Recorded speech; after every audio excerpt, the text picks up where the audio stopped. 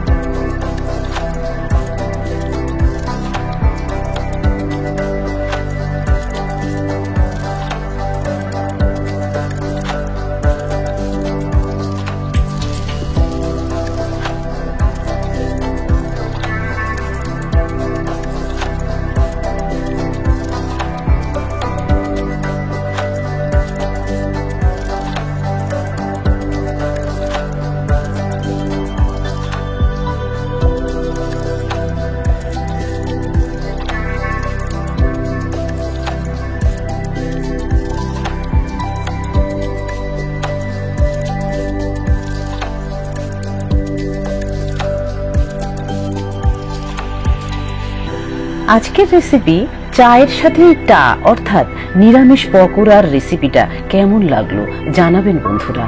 আর চা প্রেমী বন্ধুদের বলছি, নিজেদের শরীর বুঝে চায়ের সাথে টা খাবেন, কারণ যাদের হজমের সমস্যা রয়েছে চায়ের সাথে এই ধরনের টা খেলে শারীরিক অনেক ধরনের সমস্যার সৃষ্টি হতে পারে। আজকের মতো বিদায় নিচ্ছি বন্ধুরা, আগামীতে ফিরে আসবো নতুন কোনো ভিডিও নিয়ে। টাটা।